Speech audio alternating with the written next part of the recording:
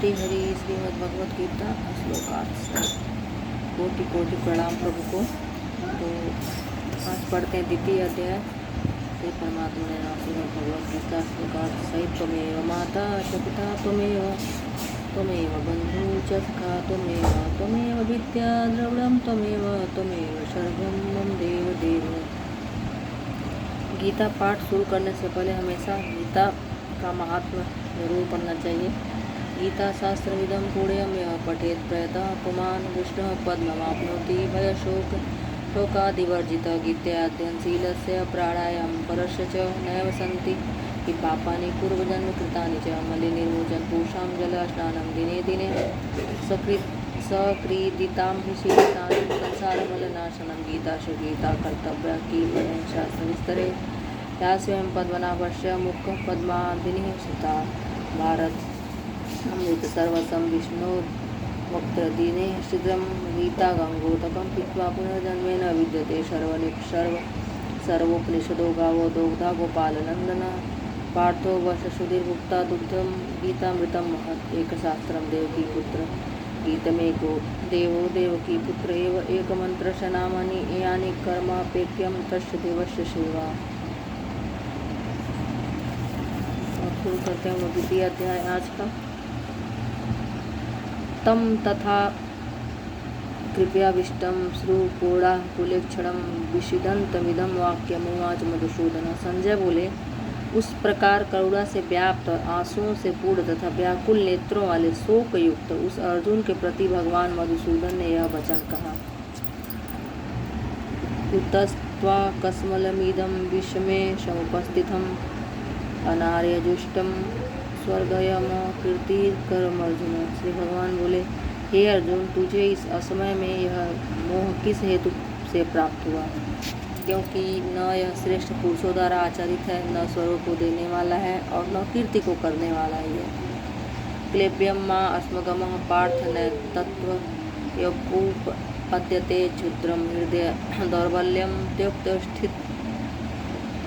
त्यक्त ओतिष्ठ परंतप। इसलिए हे अर्जुन, नपुंसकता को मत प्राप्त हो, तुझमें यह उचित नहीं जान पड़ती। हे परतंप, हृदय की तुच्छ दुर्बलता को त्याग कर युद्ध के लिए खड़ा हो जा।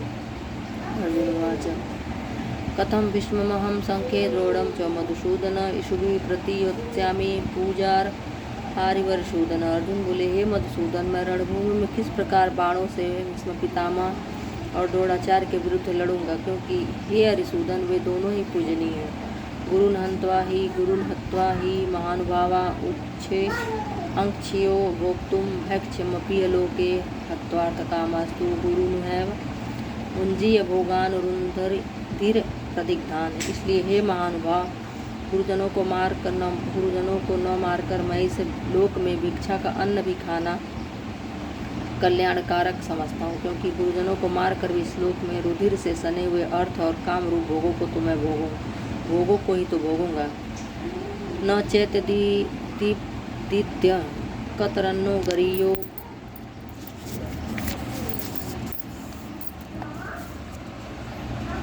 यद्याजयेम यदि वा नो जयो याने हत्वा न जिजीविषाम अस्तेव स्थिता प्रमुखे धार्तराष्ट्र। हम यह भी नहीं जानते कि हमारे लिए युद्ध करना और न करना इन दोनों में से कौन सा श्रेष्ठ है, अथवा यह भी नहीं जानते कि उन्हें हम जीतेंगे या हमको वे जीतेंगे। और जिनको मारकर हम जीना भी नहीं चाहते, वे ही हमारे आत्मीय धृतराष्ट्र के पुत्र हमारे मुकाबले में खड़े हैं। कार्पण्य दोषोपहत स्वभाव पृच्छामि त्वां धर्म समूह चेता यक्षे स्यानि शिष्टितम ब्रूहि तन्मे शिष्य अस्ते हम साधिमा त्वां प्रपन्ना।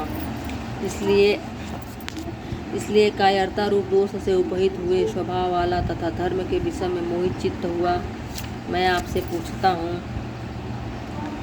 पूछता हूँ कि जो साधन निश्चित कल्याणकारक हो वह मेरे लिए कहिए, क्योंकि मैं आपका शिष्य हूँ, इसलिए आपके शरण हुए मुझे शिक्षा दीजिए। न ही प्रपश्यामि मपापन्नुदा द्वाक्षे मुक्षोषणमिन्द्रियाणाम् अवाप्य भुवां भूमावसपन्नमृदं राज्यं सुराणामपि चाधिपत्यम। क्योंकि भूमि में निष्कंटक धन धान्य संपन्न राज्य को और देवताओं को स्वामीप ने को प्राप्त होकर भी मैं उस उपाय को नहीं देखता हूँ जो मेरी इंद्रियों को सुखाने वाले शोक को दूर कर सके।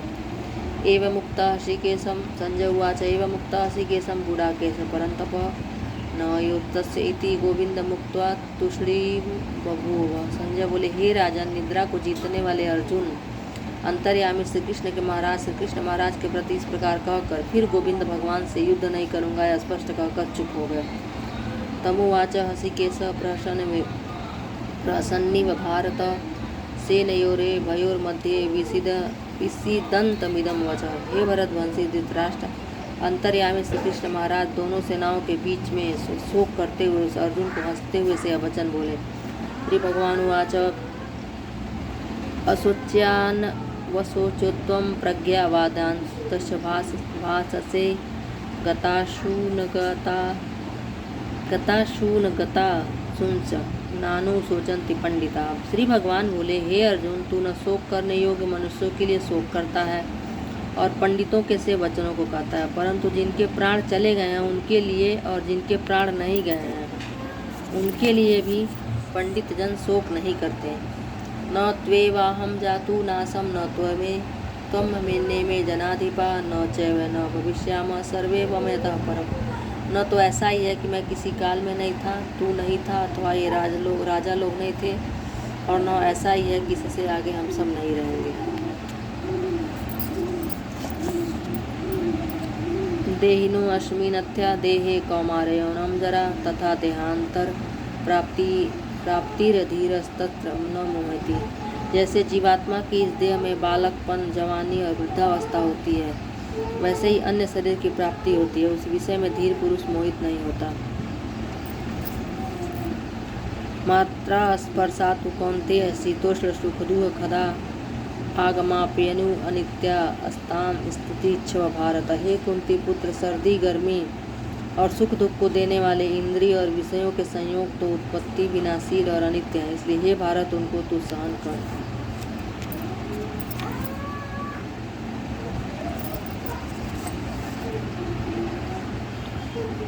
यम ही न व्यथयन्ते ते पुरुषं पुरुषर्षभ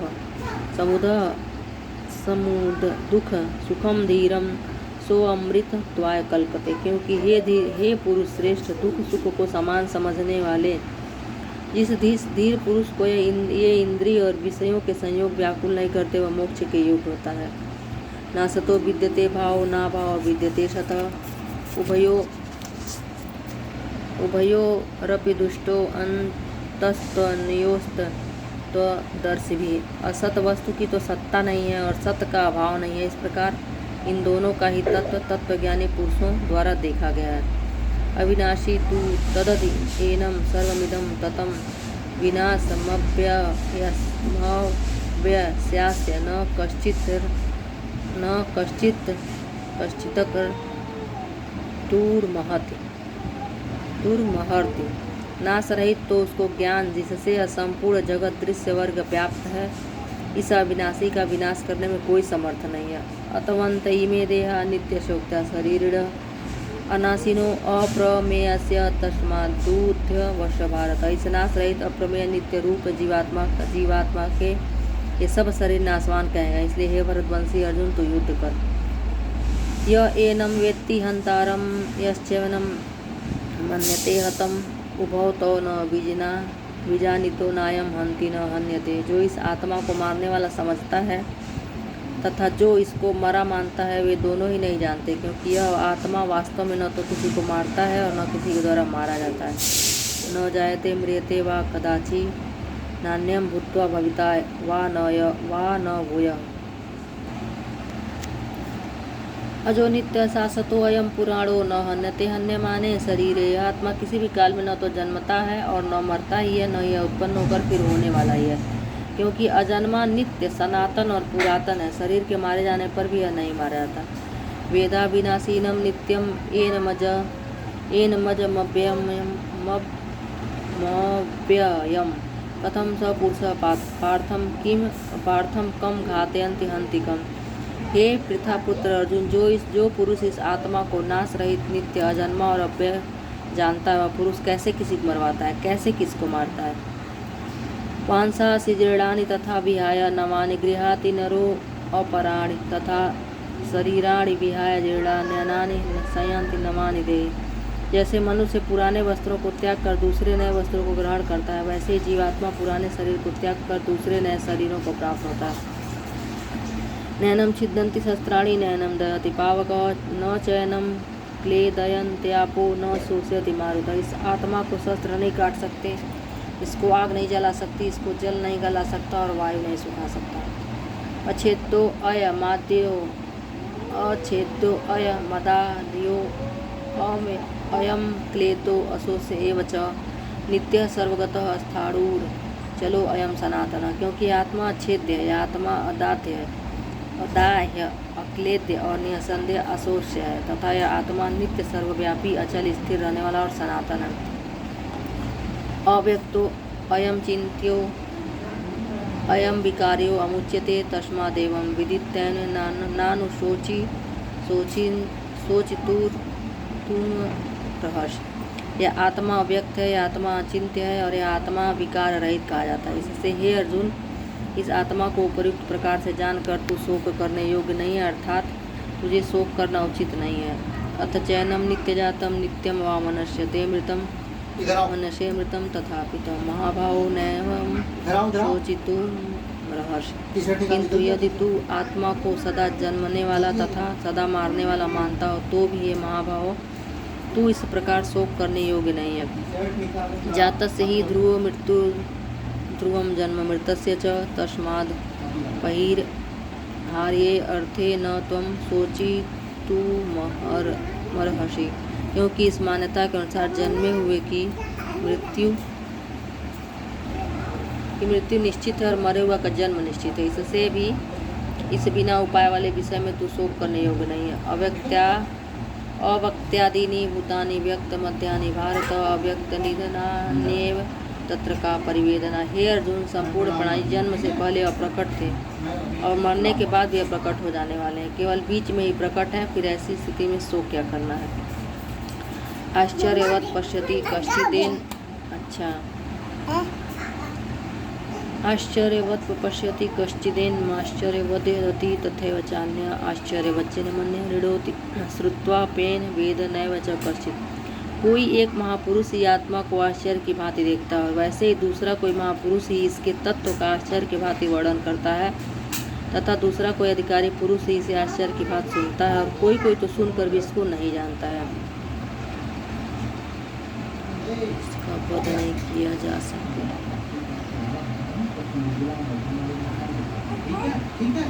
देहि नित्यम वध्यो अयम देहि सर्वस्य भारत तस्मात् सर्वाणि भूतानि न त्वं शोचितुमर्हसि। हे अर्जुन, आत्मा सबके शरीर में सदा ही अवध्य है। अवध्य माने जिसका वध नहीं किया सकता, जिसका वध नहीं किया सकता। इस कारण संपूर्ण प्राणियों के लिए तू शोक करने योग्य नहीं है। स्वधर्ममपि चावेक्ष्य न विक्रमपति तुम रहसि धर्म्यादि युद्धाश्रेयो अंत्य क्षत्रिय से न विद्यते। तथा अपने धर्म को देखकर भी तू भय करने योग्य नहीं है, अर्थात तुझे भय नहीं करना चाहिए, क्योंकि क्षत्रिय के लिए धर्मयुक्त युद्ध से बढ़कर कोई दूसरा कोई कल्याणकारी कर्तव्य नहीं है। यदुच्छ्या चोपन्नम स्वर्गद्वार मपावृतम सुखिनः क्षत्रिया पार्थ लभेन्ते युद्धमी दृशम। हे पार्थ, अपने अपने प्राप्त हुए और खुले हुए स्वर्ग के द्वार रूप इस प्रकार युद्ध को भगवान क्षत्रिय लोग ही पाते हैं।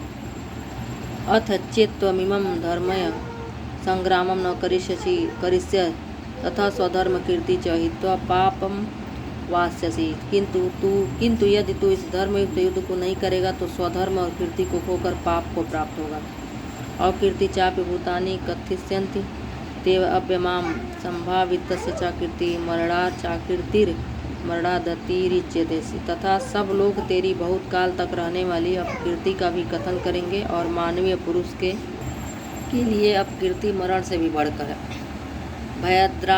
भयाद्राणा दुपरतं मत्स्यन्ते त्वां महारथा यशां च त्वं बहुमते भूत्वा यास्यसि लाघवम्। और जिनकी दृष्टि में तू पहले बहुत सम्मानित होकर अब लघुता को प्राप्त होगा, वे महारथी लोग तुझे भय के कारण युद्ध से हटा हुआ मानेंगे। अवाच्य वादांश बहुन्व तिष्यन्ति तवाहिता निदंत सामर्थ्य ततो दुखंतरम नु किम। तेरे वैरी लोग तेरे सामर्थ्य की निंदा करते हुए तुझे बहुत से न कहने योग्य वचन भी कहेंगे, उससे अधिक दुख और क्या होगा। हतो वा प्राशस्य स्वर्ग जित्वा व भोक्षये महिम तस्मादुत्तिष्ठ कौन्तेय युद्धाय कृत निश्चय। या तो तू युद्ध में मारा जाकर स्वर्ग को प्राप्त होगा अथवा संग्राम में जीत कर पृथ्वी का राज्य भोगेगा। इस कारण हे अर्जुन, तू युद्ध के लिए खड़ा हो जा।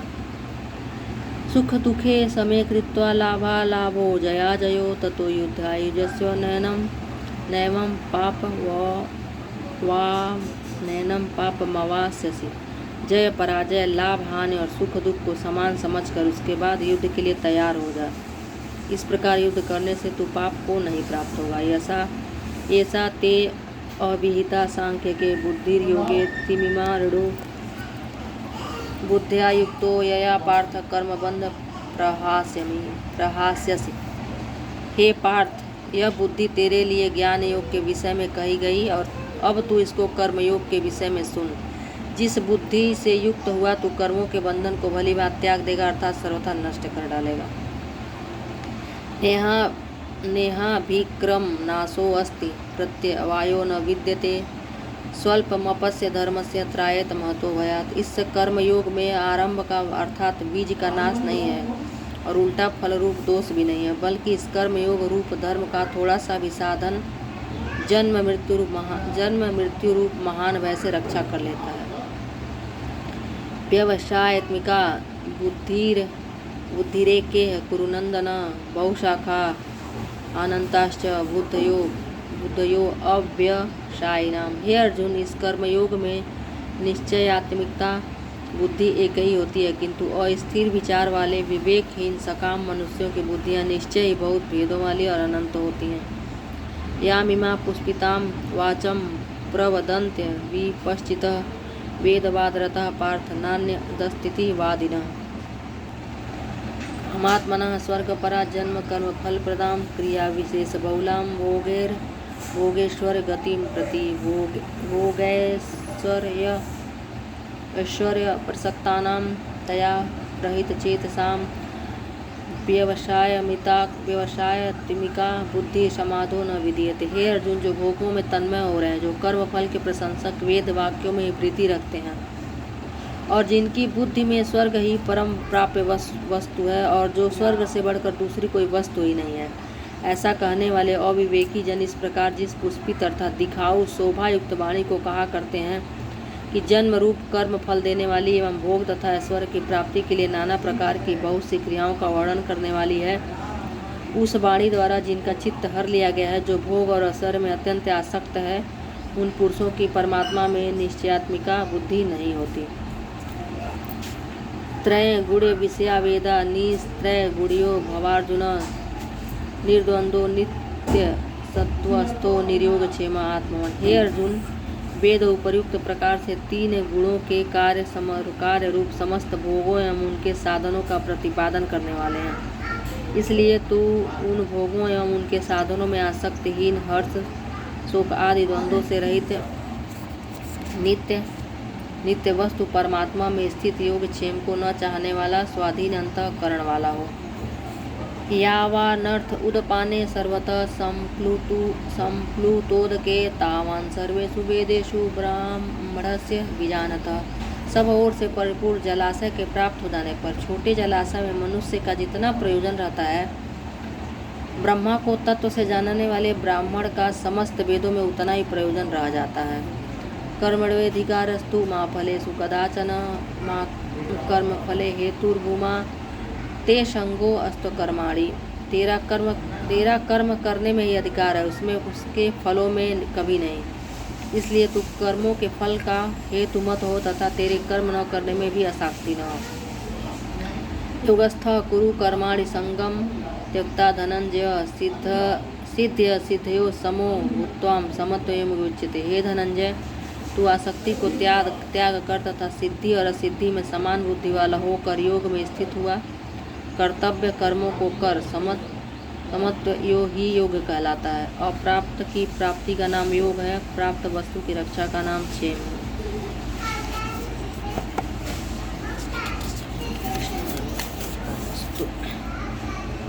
दूढ़े हावरम कर्म बुद्धि योगाद्यनंचय बुद्धो शरण वच्छिन्न कृपणा फलयेतवा। इस समस्त समत्व रूप बुद्धि योग सकाम कर्म अत्यंत ही निम्न श्रेणी का है। इसलिए ये धनंजय तू सम बुद्धि में ही रक्षा का उपाय ढूंढ, अर्थात बुद्धि योग का ही आश्रय ग्रहण कर, क्योंकि फल के हेतु बनने वाले अत्यंत दीन है।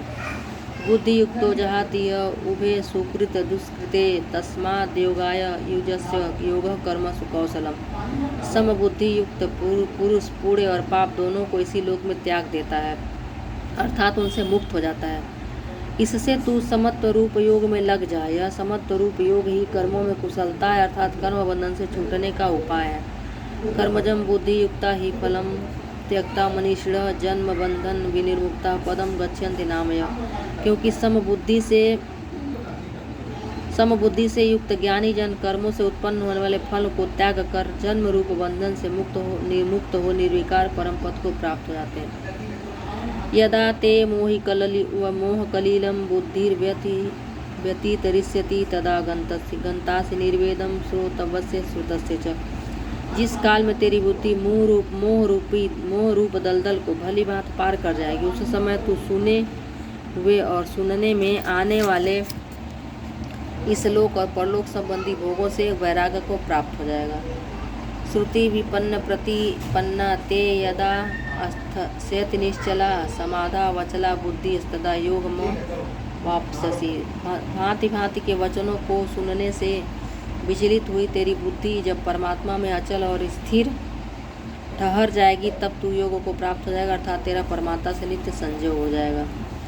अर्जुन उवाच स्थित प्रज्ञ से क्या भाषा समाधितस्थ केशव स्थितधि किम प्रभासेत किमासीत व्रजेत किम। अर्जुन बोले, हे केशव, समाधि में स्थित परमात्मा को प्राप्त हुए स्थिर बुद्धि पुरुष का क्या लक्षण है?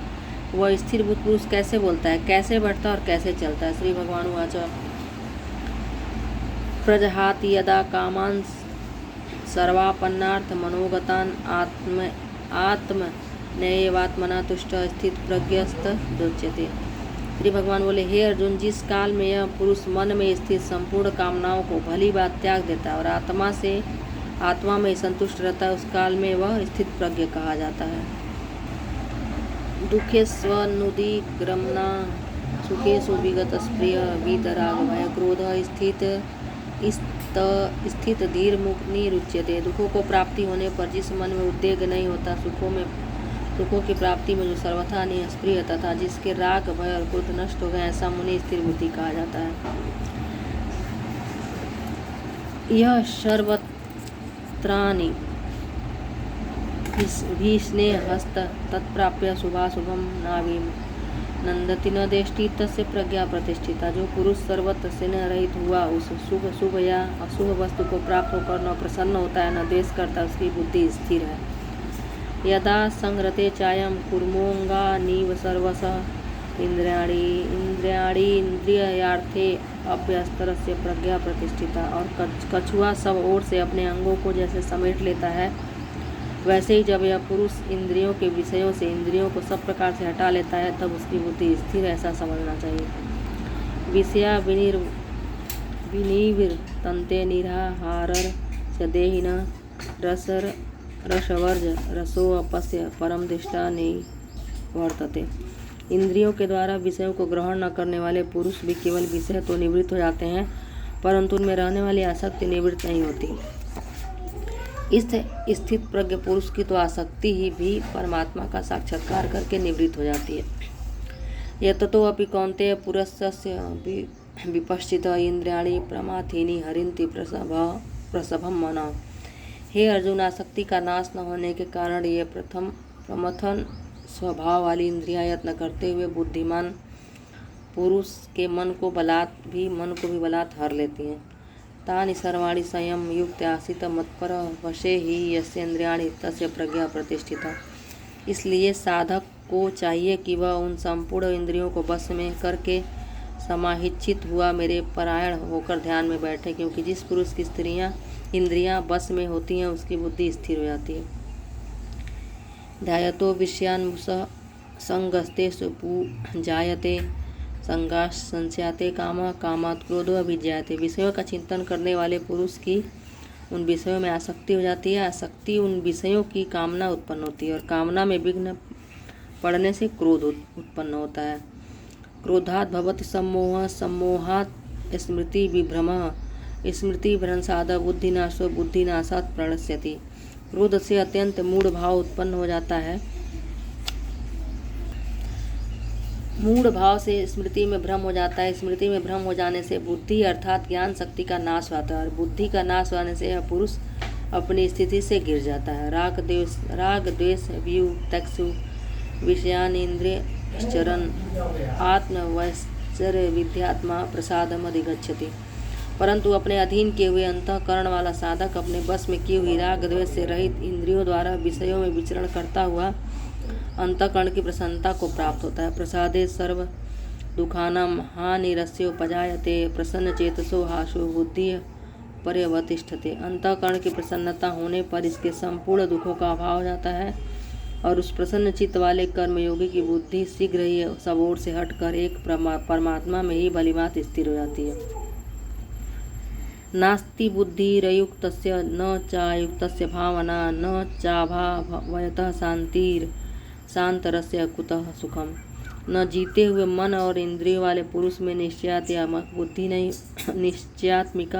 बुद्धि नहीं होती और उस अयुक्त मन मनुष्य के अंतःकरण में भावना भी नहीं होती तथा भावनाहीन मनुष्य को शांति नहीं मिलती और शांति रहित मनुष्य को सुख कैसे मिल सकता है। इंद्रियाणाम ही चरताम यन्मनो अनुविधीयते तदस्य हरित प्रज्ञां वायुर्नावमिवाम्भस। क्योंकि जैसे जल में चलने वाली नाव को वायु हर लेती है, वैसे ही विषयों में विचरती हुई इंद्रियों में से मन जिसके साथ इंद्रिय रहता है वह एक ही इंद्रिय इस अयुक्त पुरुष की बुद्धि को हर लेती है। तस्मादस्य महाभाव निगृहीतानि सर्वश इंद्रियाणि इंद्रियार्थे भयस्तस्य प्रज्ञा प्रतिष्ठिता। इसलिए हे महाभाव, जिस पुरुष की इंद्रियां इंद्रियों के विषयों में होकर सब प्रकार निग्रह की हुई हैं उसी की बुद्धि स्थिर है। या निशा सर्वभूतानां तस्यां जागर्ति संयमी यस्यां जागर्ति भूतानि सा निशा पश्यतो मुनो। संपूर्ण प्राणियों के लिए जो रात्रि के समान है उस नित्य ज्ञान स्वरूप परमानंद की प्राप्ति में स्थित प्रज्ञ योगी जागता है और जिस नाशवान सांसारिक सुख की प्राप्ति में सब प्राणी जागते हैं, परमात्मा के तत्व को जानने वाले मुनि के लिए वह रात्रि के समान है। आपूर्यमाण मचल प्रतिष्ठम समुद्रमाप प्रविशन्ति यद्धतः तद्वकामायं प्रविशन्ति सर्वे स शांतिमवाप्नोति कामकामी। मूढ़ भाव स्मृति में भ्रम हो जाता है। स्मृति में भ्रम हो जाने से बुद्धि अर्थात ज्ञान शक्ति का नाश हो जाता है और बुद्धि का नाश होने से पुरुष अपनी स्थिति से गिर जाता है। रागदेश वियुक्तस्य विषयानिन्द्रियचरन् आत्मवर्षे विधेयात्मा प्रसादमधिगच्छति। परंतु अपने अधीन किए हुए अंतःकरण वाला साधक अपने बस में की हुई राग द्वेष से रहित इंद्रियों द्वारा विषयों में विचरण करता हुआ अंतःकरण की प्रसन्नता को प्राप्त होता है। प्रसादे सर्वदुखानां हानिर्स्योपजायते प्रसन्नचेतसो आशु बुद्धि पर्यवतिष्ठते। अंतःकरण की प्रसन्नता होने पर इसके संपूर्ण दुखों का अभाव हो जाता है और उसमें प्रसन्न चित्त वाले कर्मयोगी की बुद्धि शीघ्र ही सब ओर से हटकर परमात्मा में भली भांति स्थिर हो जाती है। नास्ति बुद्धिर्युक्तस्य न चायुक्तस्य भावना न चाभावयतः शांतस्य कुतः सुखम। न जीते हुए मन और इंद्रियों वाले पुरुष में निश्चयात्मिका बुद्धि नहीं होती और उस अयुक्त मनुष्य के अंतःकरण में भावना भी नहीं होती तथा भावनाहीन मनुष्य को शांति नहीं मिलती और शांति रहित मनुष्य को सुख कैसे मिल सकता है। इंद्रियाणाम ही चरताम यन्मनो अनुविधीयते तदस्य हरित प्रज्ञां वायुर्नावमिवाम्भस। मीवाम्भसी, क्योंकि जैसे जल में चलने वाली नाव को वायु हर लेती है, वैसे ही विषयों में विचरती हुई इंद्रियों में से मन जिस इंद्रिय के साथ रहता है वह एक ही इंद्रिय इस अयुक्त पुरुष की बुद्धि को हर लेती है। तस्मादस्य महाभावो निगृहीतानि सर्वश इंद्रियाणि इंद्रियार्थे अभ्यस्तस्य प्रज्ञा प्रतिष्ठिता। इसलिए हे महाभाव, जिस पुरुष की इंद्रियां इंद्रियों के विषय में सब प्रकार से निग्रह की हुई हैं, उसकी बुद्धि स्थिर है। या निशा सर्वभूतानां तस्यां जागर्ति संयमी यस्यां जागर्ति भूतानि सा निशा पश्यन्तो मुने। संपूर्ण प्राणियों के लिए जो रात्रि के समान है, उसे नित्य ज्ञान स्वरूप परमानंद की प्राप्ति में स्थित प्रज्ञ योगी जागता है, और जिस नाशवान सांसारिक सुख की प्राप्ति में सब प्राणी जागते हैं, परमात्मा के तत्व को जानने वाले मुनि के लिए वह रात्रि के समान है।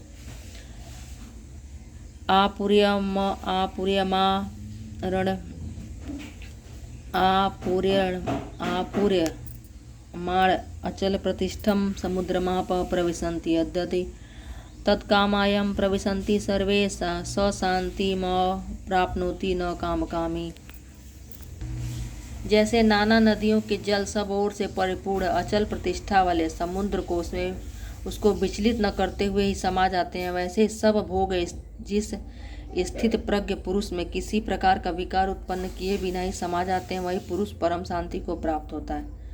विहाय कामान्यः सर्वानुपुमाश्चरति निःस्पृहः निर्ममो निरहंकार स शांति मधिगच्छति। जो पुरुष संपूर्ण कामनाओं को त्याग कर ममता रहित अहंकार रहित स्पृहा रहित विचरता है, वही शांति को प्राप्त होता है, अर्थात वह शांति को प्राप्त है। यसा ब्राह्मी स्थितः प्रार्थ नयनां प्राप्य विमुह्याति स्थित्वा वास्या मंतकाले अपि ब्रह्मा निर्वाण मृक्षति। हे अर्जुन, यह ब्रह्मा को प्राप्त हुए पुरुष की स्थिति है। इसको प्राप्त होकर योगी कभी मोहित नहीं होता और अंतकाल में भी इसी ब्राह्मी स्थिति में स्थित होकर ब्रह्मानंद को प्राप्त हो जाता है। तत्सदिति श्रीमद्भगवद्गीतासूपनिषत्सु ब्रह्मा विद्यायां योगशास्त्रे श्रीकृष्णार्जुन संवादे सांख्ययोगो नाम द्वितीय अध्याय। तो यह द्वितीय अध्याय संपन्न हुआ, और हमेशा पाठ करने के बाद क्षमा याचना करनी चाहिए। हे प्रभु, जो भी गलती हुई है पढ़ने में उन्हें मुझे क्षमा करिए।